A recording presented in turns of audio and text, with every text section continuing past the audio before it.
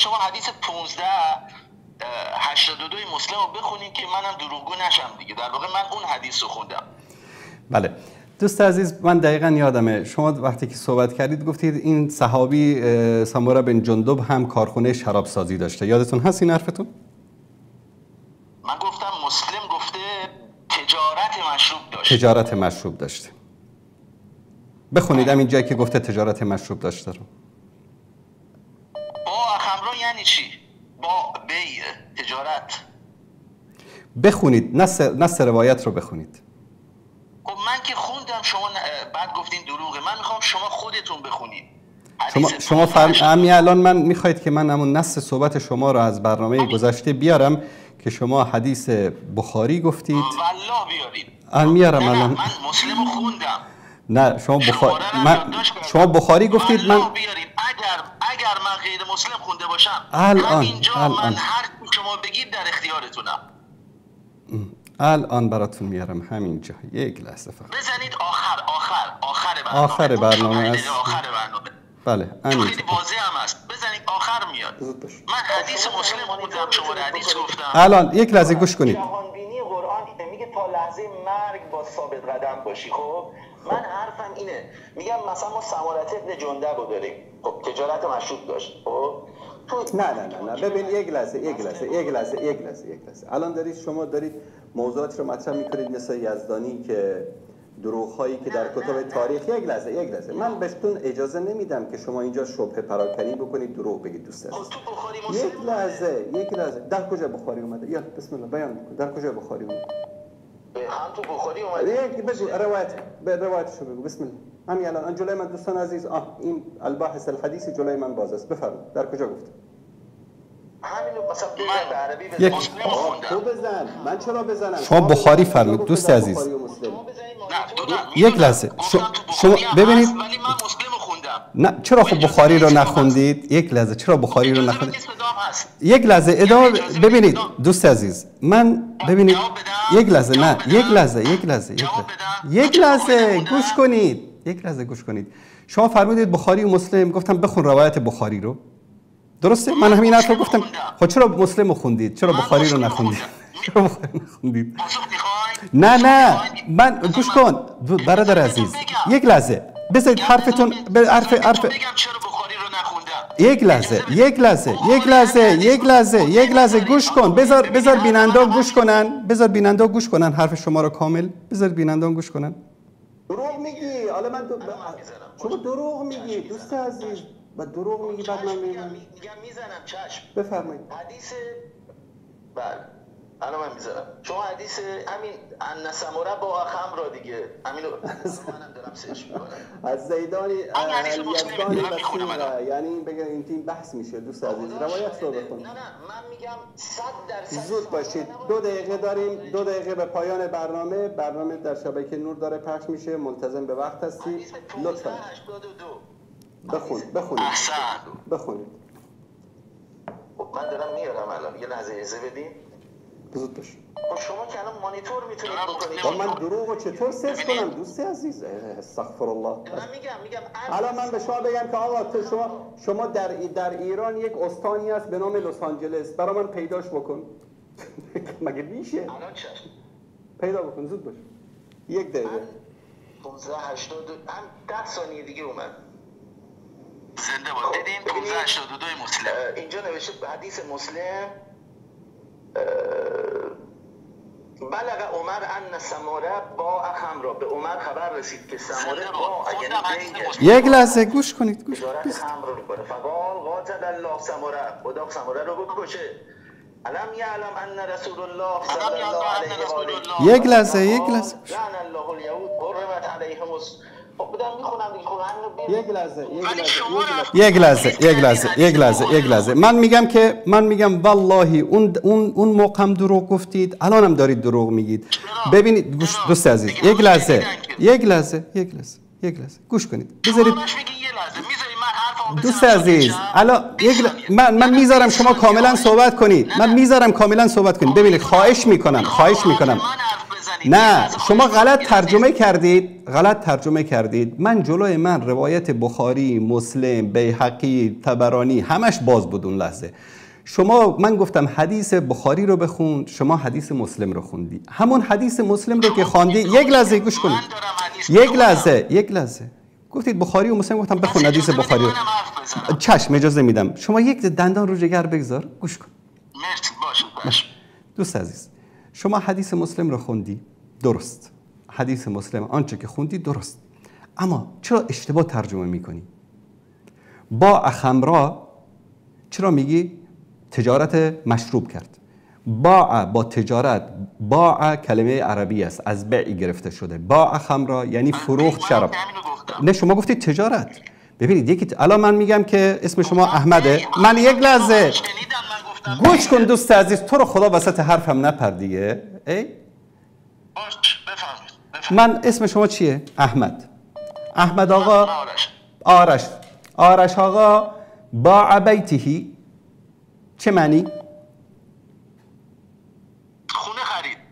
باع بیتهی خونه‌شو فروخت، درست؟ اگر بگم آرش یتاجر بالبیوت، در اون صورت میشه که آرش تجارت خرید و فروش خانه رو میکنه. ببینید عربی یک زبان واضح و آشکاره، هر کلمه از خودش معنی داره. شما میگید که سموره تجارت مشروب میکرد، در حالی که در حدیث میاد، در اونجا در روایت میاد که با خمرا. روایت بخاری، دوستان عزیز من اینجا نشون بدم خدمت شما عزیزان، من در این مورد الان شما اگر حرفی دارید بزنید که بعد از اون من یک فایل کامل در این مورد دارم، من صحبت بکنم. بفرمایید. الان از همین لحظه 5 دقیقه شما فرصت دارید هر چی دوست دارید در این مورد بگید. بفرمایید. شما صحبتتون رو بکنید، من قرار شد ساکت باشم جواب شما رو بدم. بعد نه من صحبتمو کردم، گفتم شما دروغ ترجمه کردید، یا میبخشید خیلی معذرت میخوام، اشتباه ترجمه کردید. تجارت ترجمه نبود. شما گفتید این آقا دروغ گفت، سماره وجود نداشت. چرا؟ ببینید من گفتم بخاری و مسلم، چون در روایت بخاری سماره نیست. پس قرار نشد شما در روایت بخاری سماره نیست. شما حرفاتون رو بزنید. بابا جان من از شما خواستم روایت بخاری رو بخونید، شما روایت بخاری رو نخوندید، رفتید روایت مسلم رو خوندید. در روایت بخاری سماره ذکر نشده، فلان ذکر شده، در روایت مسلم سماره ذکر شده. این یکی. ثانیاً گفتم که دروغ میگید. خب نه، وقتی که شما رو میگم جواب بده، شما میگید که تو حرف بزن. وقتی که من حرف میزنم وسط حرفم میپرید. و شما وقتی که ترجمه میخواهید بکنید، اشتباه کردید. اون موقع گفتم دروغ گفتید، اما الان میگم اشتباه کردید در ترجمه. بفرمایید. 2 دقیقه از الان 2 دقیقه بفرمایید. شروع شد. ببینید حالا 3 دقیقه هم شد، ایراد نداره، من اصلا قطع میکنم بعد شما هر چی گفت. من حرفم این بود، گفتم بابا بخاری و مسلم راجع به قصه سماره اینو گفته. در خواندن آمدم اشاره کردم، گفتم حدیث 1582 مسلم این موضوع رو براتون خواندم. خب حالا سماره مشروب فروخت، کادو که نداد که مشروب فروخت. حالا مثلا با و بی، حالا مثلا شما بگین تجارت من غلط، منم مثلا سلم نه. خب حرفم اینجاست، من چرا بخاری رو نخوندم؟ بخاری چون مدلس درجه 1، چرا اینجا اسم سماره رو حذف میکنه، ان فلانن میاره. همین حدیثا با همین سلسله همین ماجرا زیر توضیح عقاد میاد توضیح میده، میگه هو سماره ابن جندب. حالا چرا باید بخاری یک حدیث رو حذف بکنه اسم رو و بگه فلانن؟ این بگذاریم از این ماجرا، برای همین من رفتم مسلم رو خوندم. بحث ما هم همین بود که من حدیث مسلم رو خوندم با اسم. شما گفتین این آقا دروغگوه، کجای حدیث اومده مثلا تجارت کرده؟ خب مگه حدیث ما باید دنبال درستی مطلبی، ما دنبال نیستیم که از بخاری یا مسلم. من حرفم اینجاست، من میگم خدا چک سفید نمیده دست کسی. همین سماره کسی بود که قانون لا ضرر و لا ضرار رو پیامبر، یه درخت پیامبر. یک لحظه روی یک شبهه صحبت بکنید. ببینید از این شاخه به اون شاخه نپرید. رو قضیه همینجا که شما فرمودید که تجارت مشروب میکرد، ببینید تا فروش مشروب و تجارت مشروب فرق میکنه. تجارت کسی که برای یک صحابه، آقای محترم، ایشون تاجر مشروب نبود، ایشون والی بود، والی در بصره بود. متوجه هستید؟ الان من یک لحظه الان شما حرفتون رو تمام بکنید که من کامل جواب این شبهه رو به شما بدم. بفرمایید. من حرفم اینجاست. شما گفتین یا ایها الذین آمنو، خطاب به صحابه است. منم مخلص صحابه هم هستم، صحابه خوبم که زیاد داشتیم، 80% هم عالیان. من همشون عالیان. من یرتد منکم کیه اینجا؟ من یرتد منکم کیه اینجا که قرآن داره میگه، اینجا که الله داره میگه، حرف الله رو میزنی زمین. تو سوره مائده آخرین سوره قرآن، آخرین حرفای قرآن داره میگه من یرتد منکم، اگه شما مرتد شدین من آدمای بهتر از شما برمی‌دارم میارم. این که حرف خداست، حرف من آرش نیست. میگم خدا چک سفید نمیده. هر کی کار خوب کرد مخلصشین باید ازشون دین گرفت. هر کسی مثل مگه از سموره میشه دین گرفت؟ حرف من اینه. کل حرف من این بود. تمام شد؟ بله من حرفم اینه. من رو حدیث نیست. اوکی. نه حرف ما رو حدیث هست. دوستان عزیز، ایشون در برنامه گذاشته اجازه بدید پس من ساکت شدم. بفرمایید. من میگم اون حدیث رو چرا خوندم؟ چون به این نقطه برسم که بگم خدا چک سفید به احدی نداد. ما از هر صحابه‌ای نمیتونیم حدیث بگیریم. سموره مهاجر و انصار هم نبود، تازه یه صحابی عادی بود. من حرفم اینه. کجای حرفم غلطه بر مبنای نص قرآن؟ تموم شد؟ من سوال پرسیدم، میگم کجای حرفم غلطه؟ ما چرا باید از همه 100% صحابه دین بگیریم؟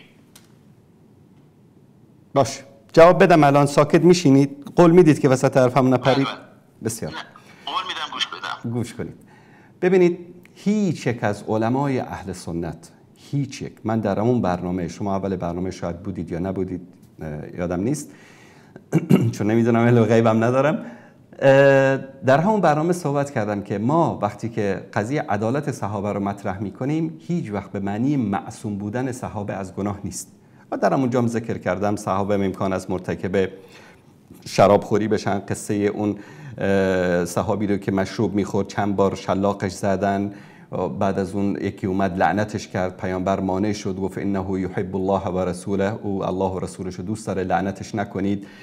قضیه صحابی که آمد زنا کرد، پیش پیامبر آمد گفت منو پاک بکن و داستانهای دیگری رو ذکر کردم. و اهل سنت همه به این معتقد هستند که اصحاب رسول الله صلی الله علیه و سلم معصوم نیستند. معصوم نیستند به معنی اینکه مرتکب گناه و معصیت میشوند. و حتی صحبت‌های مولانا که در اونجا مولانا قاسم رو که من پخش کردم و مفتی قاسمی رو که پخش کردم که رد یزدانی بود، در اونجا ایشون هم میگن که این به معنی نیست که صحابه معصوم از گناه هستن. گناه میکنن، منتها گناه میکنه متوجه میشه، گناه میکنه توبه میکنه. قضیه سمره بن جندب چی است؟ اولا در حدیثی که در بخاری ذکر میشه، در اونجا ذکر میکنن که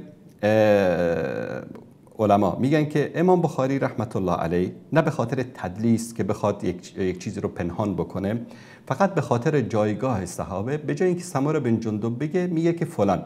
من که ایشون به بیننده عزیز که گفتم دروغ میگه، چون من گفتم حدیث بخاری رو بخون، ایشون رفت مستقیما رو حدیث مسلم و این عادت شبهاتی است که متاسفانه دوستان شیعه ما بیان میکنن، رو حدیث مسلم. بله در حدیث مسلم آمده و اهل سنت اینو پنهان نکردن، نرفتن تو کتاب مسلم اونجا رو پاک بکنن مثل شیعه که در بهار الانوار نقطه نقطه نقطه گذاشتن اون رو پاک بکنن اونجا بنویسن فلان. نه، همونطوری که بوده گذاشتن. روایت بیهقی است، در سیر اعلام نبلا هست، در جاهای دیگر در این مورد ذکر شده. اما قضیه از چه قرار است؟